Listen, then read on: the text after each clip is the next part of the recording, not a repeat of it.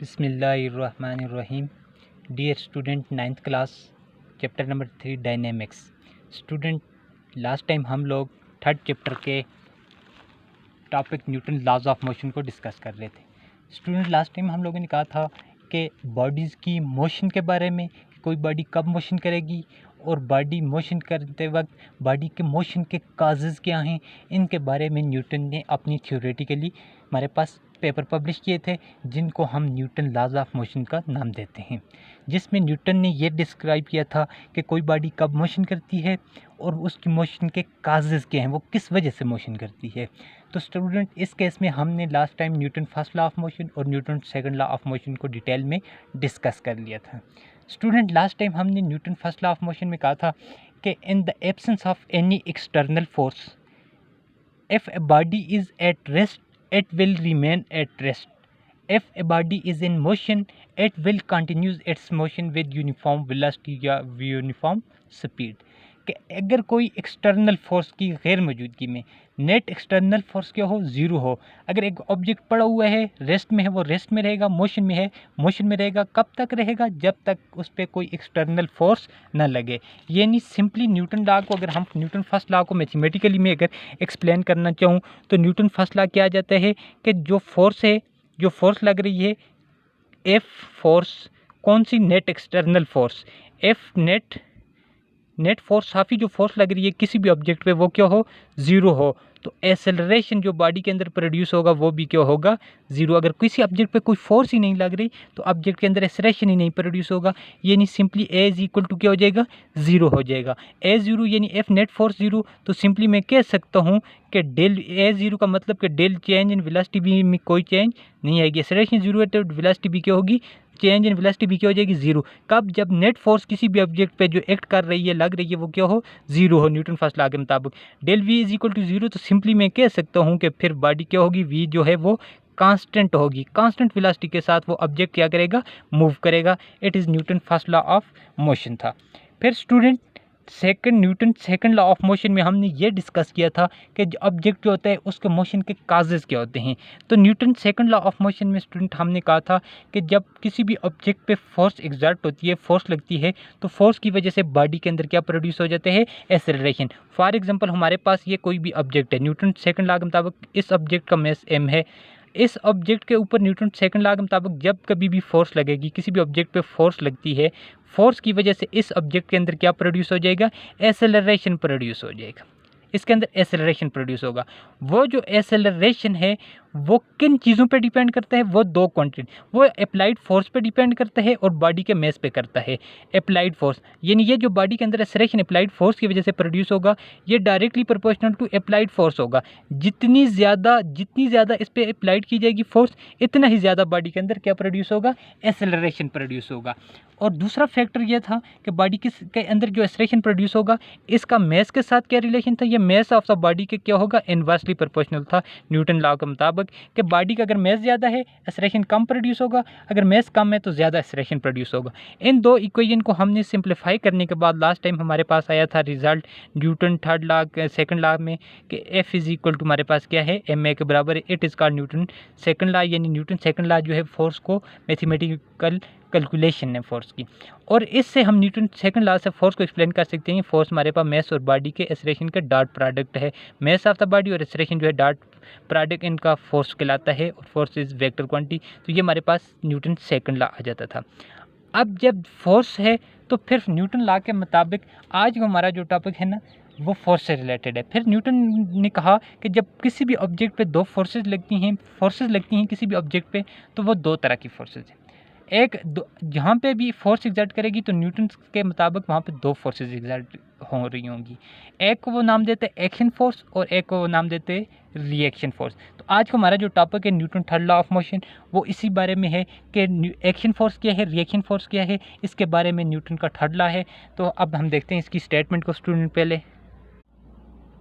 तो student, first law की statement में कहता है, थर्ड लॉ की स्टेटमेंट में कहता है, this law state that for every action force there is always an equal and opposite reaction force. कहते हैं कि हर एक्शन फोर्स का एक क्या होगी, रिएक्शन फोर्स होगी। ये दोनों इक्वल होंगी, किस में, मैग्नीट्यूड में, बट अपोजिट इन डायरेक्शन होगी। यानी एवरी एक्शन फोर्स, जहाँ पे कोई एक्शन फोर्स होगी वहाँ पे कौन सी फोर्स होगी, उसका रिएक्शन होगी, उसका मतलब बादल फोर्स होगी, रिएक्शन फोर्स होगी। ये इक्वल होंगी, किस में, मैग्नीट्यूड में इक्वल होंगी, बट अपोजिट इन डायरेक्शन। ये फोर्सेस जो होंगी न्यूटन थर्ड लॉ के मुताबिक, दो फोर्सेस ऑब्जेक्ट पे जहाँ पे एक्शन फोर्स होगी वहाँ पे कौन सी फोर्स जरूर एक्ट करेगी, रिएक्शन फोर्स भी एक्ट करेगी। तो एक्शन और रिएक्शन का मतलब क्या, एक्शन फोर्सेस जो आप किसी भी ऑब्जेक्ट पे फोर्स लगाते हैं, आपका एक्शन जो है वो एक्शन फोर्स है, और वो ऑब्जेक्ट के दूसरा ऑब्जेक्ट जो है वो उस एक्शन फोर्स के मुकाबले में जो फोर्स लगाएगा उसको रिएक्शन फोर्स, या आप उस ऑब्जेक्ट का रिएक्शन कहते हैं। तो इसका मतलब ये हुआ स्टूडेंट, न्यूटन थर्ड लॉ के मुताबिक हमारे पास ऑलवेज दो फोर्सेस के दरमियान रिलेशनशिप है, कौन कौन सी, एक्शन फोर्स और रिएक्शन फोर्स। ये दोनों फोर्सेस इक्वल इन मैग्नीट्यूड होती हैं बट अपोजिट इन डायरेक्शन होती हैं। That is called Newton third law of motion, कि हर एक्शन फोर्स का क्या होता है, रिएक्शन फोर्स होता है। ये इक्वल इन मैग्नीट्यूड होती हैं बट अपोजिट इन डायरेक्शन होती हैं। That is called Newton third law of motion. तो स्टूडेंट फॉर एग्जांपल ये मेरे पास अगर एक बुक पड़ी हुई है, टेबल पे पड़ी हुई है, ये जो बुक टेबल पे पड़ी हुई है इसका वेट जो है वो एक्ट कर रहा है वर्टिकली डाउनवर्ड। ये इसका वजन जो है वेट वो W is equal to mg, वो नीचे की तरफ लग रहा है। ये जो टेबल है, इस टेबल की सरफेस पे ये बुक पड़ी हुई है, तो इसका वेट वर्टिकली डाउनवर्ड एक्ट कर रहा है, टेबल पे नीचे की तरफ फोर्स लगा रहा है। अब इस जो टेबल की जो ऊपर की सरफेस है, ये भी इस बुक पे क्या लगा रही है, रिएक्शन फोर्स लगा रही है। ये डाउनवर्ड नीचे की तरफ जो फोर्स आ रही थी, कौन सी फोर्स है, एक्शन है। ये एक्शन है, या इसको एक्शन फोर्स भी आप कह सकते हैं। और ये ऊपर की तरफ, टेबल से ऊपर की तरफ जो फोर्स लग रही है, ये कौन सी है, नॉर्मल फोर्स है। देखें ये दोनों एक दूसरे के क्या हैं, अपोजिट हैं। एक्शन फोर्स जो है वो डाउनवर्ड लग रही है और रिएक्शन फोर्स वो अपवर्ड। फॉर एग्जांपल अगर एक्शन फोर्स जो लग रही थी, उस फोर्स की वैल्यू अगर 20 न्यूटन है, तो नॉर्मल फोर्स जो है, यानी अगर वेट जो है जिसको हम फोर्स कहते हैं, वो अगर तुम्हारे पास 20 न्यूटन थी, तो नॉर्मल फोर्स की भी वैल्यू ज़रूर कितनी होगी, लाजमी ही बात है, वो भी 20 न्यूटन होगी। लेकिन ये दोनों एक दूसरे के क्या हैं, अपोजिट इन डायरेक्शन है। तो न्यूटन थर्ड लॉ के मुताबिक हर एक्शन फोर्स का क्या होगा, रिएक्शन फोर्स होगा। और एक्शन और रिएक्शन मैग्नीट्यूड में सेम होंगी बट डायरेक्शन में क्या होंगी, एक दूसरे के अपोजिट होंगी। तो student, according to Newton third law of motion के मुताबिक, if body A exert force on body B, अगर कोई एक और बॉडी ए है, वो बॉडी बी पे क्या करती है, फोर्स एग्जर्ट करे, then body B will exert on equal but opposite force on body A. तो न्यूटन थर्ड लॉ के मुताबिक बॉडी बी जो है वो एग्जर्ट करेगी, वो भी लगाएगी, फोर्स लगाएगी इक्वल मैग्नीट्यूड में बराबर, but opposite force on body A, magnitude में बराबर बट डायरेक्शन में अपोजिट फोर्स लगाएगी, बॉडी ए पे लगाएगी। फॉर एग्जांपल स्टूडेंट, अगर मैं इस चीज़ को एक्सप्लेन करना चाहूँ, तो मेरे पास फॉर एग्जांपल दो ऑब्जेक्ट हैं, एक ऑब्जेक्ट है ए और ये मेरे पास है, ये ऑब्जेक्ट ए है, ये ऑब्जेक्ट बी है। इसका मेस मेरे पास m1 और इसका मेस m2 है। ये दोनों अकॉर्डिंग टू न्यूटन, इस सेकंड जो स्टेटमेंट है न्यूटन थर्ड लॉ के मुताबिक, अगर बॉडी ए जो है फोर्स एग्जर्ट करती है ऑन बॉडी बी पे, ये बॉडी ए जो है एग्जर्ट करती है, लगाती है, एग्जर्ट मीन लगाती है force on body another body B, A जो है वो बी पे क्या लगाती है, फोर्स लगाती है।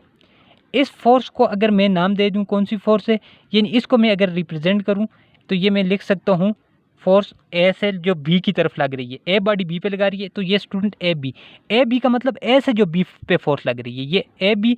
तो according to Newton second third law के मुताबिक बॉडी जो बी है वो भी ए पे क्या लगाएगी, इतनी ही फोर्स लगाएगी। अगर इसकी वैल्यू मेरे पास 30 न्यूटन है, तो बॉडी जो है फोर्स लगाएगी कौन सी, बी टू ए।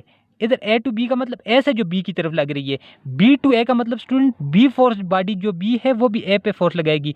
इसको हम, ये भी इतनी होगी, कितनी, 30 न्यूटन होगी, लेकिन डायरेक्शन दोनों की अपोजिट है, ये दोनों अपोजिट, एक दूसरे के अपोजिट बॉडीज पे एक्ट कर रही हैं। अब ये हमारे पास एक्शन और रिएक्शन मैग्नीट्यूड में सेम है, अपोजिट इन डायरेक्शन है। That is called Newton third law. A ने जितनी फोर्स लगाई बी पे, इतनी ही बी पे लगाएगा ए पे। According to Newton third law अगर हम इसको लिखें, जो फोर्स लग रही है ए बी से लगा रहा है, वो बराबर होगा किस पे, फोर्स बी से जो लग रही है किस पे, ए पे। लेकिन नेगेटिव साइन को होगा कि डायरेक्शन इनकी क्या होगी, अपोजिट होगी। डायरेक्शन जो होगी वो क्या होगी, अपोजिट होगी। Opposite in direction. तो simply student Newton third law के मुताबिक अगर बॉडी ए जो है वो बी पे फोर्स लगाएगी, एक्शन करेगी, बॉडी बी जो है वो भी ए पे इतना ही एक्शन करेगी, लेकिन डायरेक्शन में दोनों अपोजिट होंगी। अपोजिट फोर्सेज एक दूसरे पे अपोजिट डायरेक्शन में फोर्स एक्ट करेंगी, लेकिन मैग्नीट्यूड में क्या होंगी, सेम होंगी। स्टूडेंट अगर इसको आप सिंपली समझना चाहें, अगर फॉर एग्जांपल आप एक बंदे को, एक बॉय जो है, एक लड़के को आप थप्पड़ मारते हैं, आपके हाथ की जो सरफेस है उसके मुंह की सरफेस पे जाके फोर्स एग्जर्ट करती है। तो स्टूडेंट आप नॉर्मल तो ये समझते हैं कि वो शख्स भी, आप वो लड़का भी आके आपके मुंह पे इतना ही थप्पड़ मारेगा ज़ोर से, तो वो उसका क्या होगा, रिएक्शन। आपने उस पर एक्शन किया और वो आगे आपको मारेगा, ये रिएक्शन होगा। लेकिन स्टूडेंट ऐसा नहीं है। जब आपने उसके मुंह पे थप्पड़ मारा तो आपके हाथ की सरफेस ने उसके मुंह पे जो फोर्स एग्जर्ट की, तो उसके मुंह की सरफेस ने आपके हाथ की सरफेस पे उसी वक्त इक्वल मैग्नीट्यूड पे फोर्स लगाई जो आपके हाथ की सरफेस को महसूस होती है। तो यानी एक्शन पे वहीं पे फोर्स लग रही थी। तो एक्शन का क्या है, रिएक्शन फोर्स है। वो जो उसके मुंह से आपके हाथ की सरफेस पे लगी वो रिएक्शन फोर्स, आपने उस पर क्या है, एक्शन फोर्स की। तो एक्शन फोर्स और रिएक्शन फोर्स एक इक्वल इन मैग्नीट्यूड होती हैं बट अपोजिट इन डायरेक्शन होती हैं। यानी अगर क्वेश्चन स्टूडेंट ये राइज होता है कि जितनी फोर्स लग रही है ये दोनों मैग्नीट्यूड में सेम है, तो लेकिन फिर ये एक दूसरे को न्यूट्रल करके फोर्सेस जीरो क्यों नहीं हो जाती, यानी एक दूसरे पे फोर्स एक्ट करती हैं तो फिर इक्वल इन मैग्नीट्यूड हैं, तो ये न्यूट्रलाइज क्यों नहीं होती, न्यूट्रल क्यों नहीं हो जाती। तो स्टूडेंट आंसर ये है कि हमारे पास ये दोनों जो फोर्सेज लग रही थी ये दो डिफरेंट ऑब्जेक्ट पे लग रही होती हैं। एक अगर बॉडी ए जो बी पे फोर्स लगा रही है, ए से बी की तरफ फोर्स जा रही है, और बी जो है वो ए पे लगा रही है, ये दोनों अपोजिट इन फोर्सेज, डायरेक्शन में अपोजिट हैं, दो मुख्तलिफ ऑब्जेक्ट पे लग रही थी, इसलिए वो एक दूसरे के इफेक्ट को क्या नहीं करती, कैंसिल नहीं। सिंपली अगर न्यूटन थर्ड लाए कि अगर बॉडी ए एग्जर्ट करेगी, बॉडी बी पे फोर्स लगाएगी यानी एक्शन करेगी, बॉडी बी भी उतनी ही मैग्नीट्यूड की फोर्स लगाएगी, बॉडी ए पे लगाएगी, लेकिन डायरेक्शन इन दोनों के दरमियान क्या होगी, अलग होगी। दो अपोजिट बॉडीज पे ये एक्शन और रिएक्शन फोर्स एक्ट करती हैं। स्टूडेंट अगर सिंपल में बात करूं, वैसे इसको हम हर बंदे को जो न्यूटन थर्ड लॉ याद है वो किस स्टेटमेंट से है कि every action has equal and opposite reaction. Her action का जो है वो हमारे पास क्या होगा, every action has equal and opposite reaction. Her action equal magnitude में बट अपोजिट डायरेक्शन में क्या रखता है, रिएक्शन रखता है। तो हर अमल का क्या होता है, रद्द अमल होता है। अब अमल और रद्द अमल बराबर होते हैं, एक्शन और रिएक्शन मैग्नीट्यूड में बराबर होते हैं, बट डायरेक्शन में क्या होते हैं, एक दूसरे के अपोजिट होते हैं। बॉडी ए से बी की तरफ फोर्स, बी से जो होगी वो फोर्स बी से ए की तरफ होगी, तो लेकिन मैग्नीट्यूड में बराबर होते हैं। जितनी फोर्स ए बी पे लगाते हैं बी पे इतनी ही लगाते हैं। तो सिंपली हम कह सकते हैं कि every action has equal and opposite reaction, that is Newton third law of motion है। अब स्टूडेंट हम इसको मैथमेटिकली देख लेते हैं।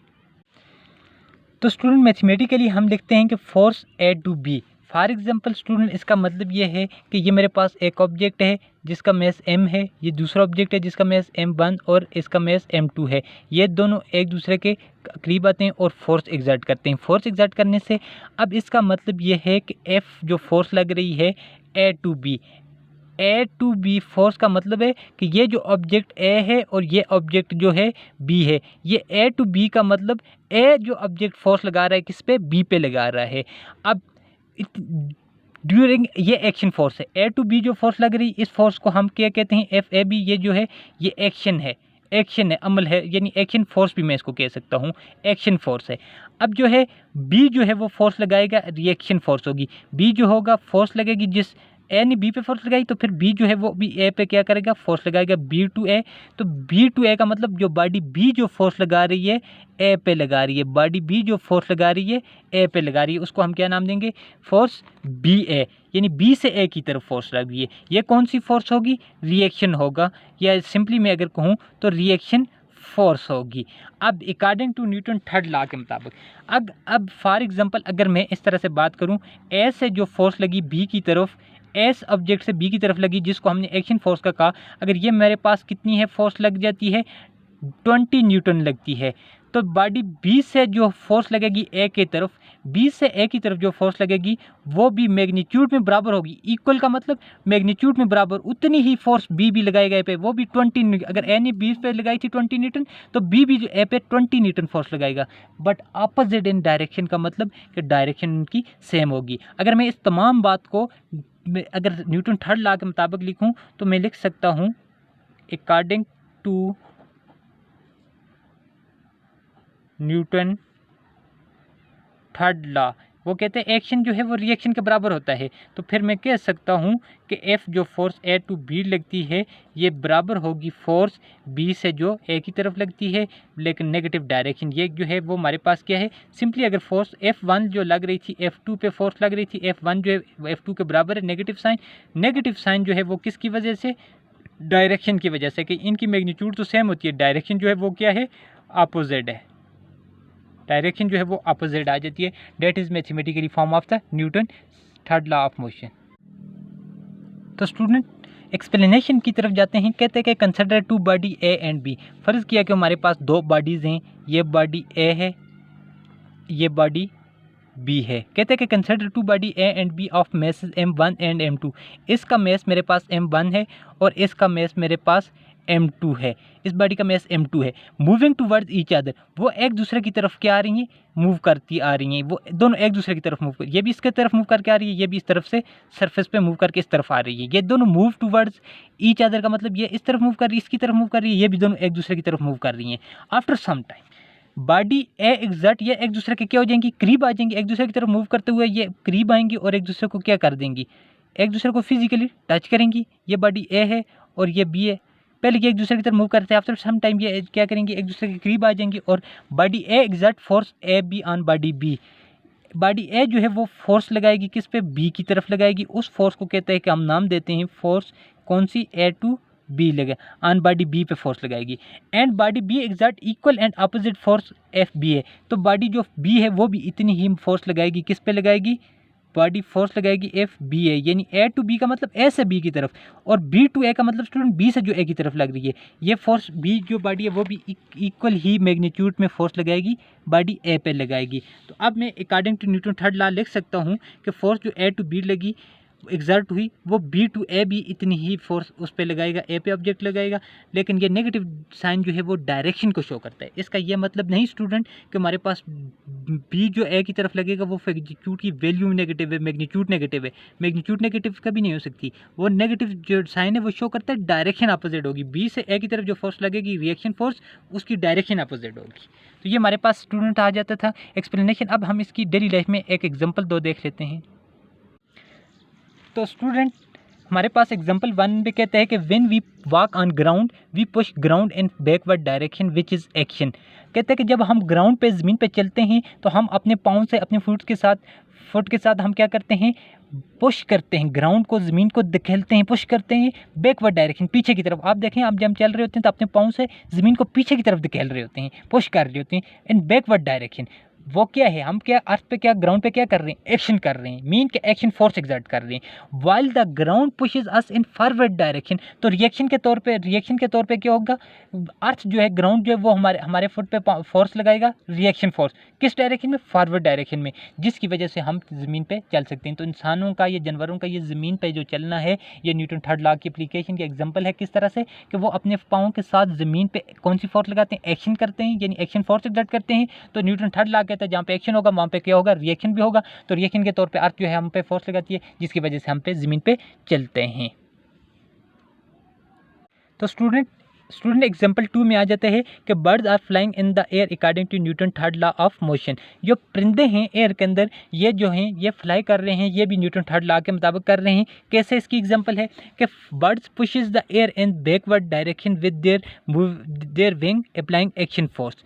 बर्ड्स पुशेस द एयर, जो परिंदे होते हैं वो एयर को पुश करते हैं, धकेलते हैं, इन बैकवर्ड डायरेक्शन, पीछे की तरफ, with their wing applying action force, वो अपने परों से एयर पे एक्शन फोर्स लगा रहे होते हैं और पीछे की तरफ उसको क्या कर लेते हैं, धकेल रहे होते हैं, पुश कर रहे होते हैं, एक्शन फोर्स कर रहे होते हैं अपने विंग्स के साथ। लेकिन जब आपने ऑब्जर्व किया होगा कि परिंदे जब अपने एयर के अंदर मूव करते हैं तो अपने परों को ऊपर नीचे, विंग्स को ऊपर नीचे मूव करवाते रहते हैं, यानी वो अपने परों के साथ एयर को पीछे की तरफ धकेल रहे होते हैं, पुश कर रहे होते हैं, मीन एक्शन कर रहे होते हैं। तो न्यूटन थर्ड लॉ कहता है जहाँ पे एक्शन होगा वहाँ पे क्या होगा, रिएक्शन होगा। तो फिर the air exert equal and opposite force on bird, तो एयर जो है वो उनके परों पे लगाती है force equal in magnitude but opposite in direction, जिसकी वजह से वो आगे की तरफ फोर्स लगती है एयर से, रिएक्शन की फोर्स एयर उन पर लगाती है, जिसकी वजह से वो परिंदे एयर के अंदर मूव कर सकते हैं। तो सिंपली बर्ड जो हैं वो एयर के अंदर मूव करते हैं किसकी एग्जांपल है? न्यूटन थर्ड लॉ की, क्योंकि वो अपने विंग से एयर को बैकवर्ड डायरेक्शन में क्या करते हैं? पुश करते हैं, मीन एक्शन कर रहे होते हैं, एक्शन फोर्स एग्जर्ट कर रहे होते हैं। और जहाँ पे न्यूटन कहता है कि एक्शन फोर्स होती है तो वहाँ पे रिएक्शन फोर्स होगी, तो रिएक्शन के तौर पे एयर उनके विंग्स पे आगे की डायरेक्शन की तरफ फॉरवर्ड डायरेक्शन में रिएक्शन फोर्स लगाती है, जिसकी वजह से वो एयर के अंदर आगे की तरफ क्या कर रहे होते हैं? मूव कर रहे होते हैं। तो सिंपली बर्ड्स का एयर के अंदर फ्लाई करना जो है ये किसकी एप्लीकेशन है, किसकी एग्जाम्पल है? हमारे पास न्यूटन थर्ड लॉ की है। इंसानों का, जानवरों का ज़मीन पे जो चलना है ये किसकी एग्जाम्पल है, किसकी एप्लीकेशन आ जाती है? न्यूटन थर्ड लॉ की एप्लीकेशन की एग्जाम्पल है। वो अपने पाँव से, हम अपने पाँव से फुट से ज़मीन को पीछे की तरफ ढकेल रहे होते हैं, एक्शन लगा रहे होते हैं, रिएक्शन के तौर पे ग्राउंड हम पे आगे की तरफ फॉरवर्ड डायरेक्शन में क्या करता है? रिएक्शन फोर्स लगाता है, तो वो हम जिसकी वजह से अर्थ पे चलते हैं। तो सिंपली न्यूटन थर्ड लॉ क्या कहते हैं कि हर एक्शन का, every action has a equal and opposite in reaction. Her action का क्या होता है? रिएक्शन होता है, यानी जहाँ पे एक्शन फोर्स होगी वहाँ पे रिएक्शन फोर्स ज़रूर होगी। दोनों की मैग्नीट्यूड सेम होती है, एक अगर बी पे जितनी फोर्स लगा रही है बी भी इतनी पे ए पे लगाएगी, लेकिन सिर्फ फ़र्क किसका है? डायरेक्शन में अपोजिट होती हैं। दो एक्शन और रिएक्शन फोर्स दो अपोजिट बॉडी पे लग रही होती हैं, इसी वजह से वो एक दूसरे को न्यूट्रलाइज नहीं करती, वो इसी वजह से एक दूसरे के इफेक्ट को कैंसिल आउट नहीं करती। तो स्टूडेंट, अब हमारा इफेक्ट क्या है? आज आपने न्यूटन थर्ड लॉ की जो है, न्यूटन थर्ड लॉ की डेली लाइफ से दो एप्लीकेशन, दो एग्जांपल आपने, न्यूटन थर्ड लॉ की दो एग्जांपल आपने डेली लाइफ से लिखनी है।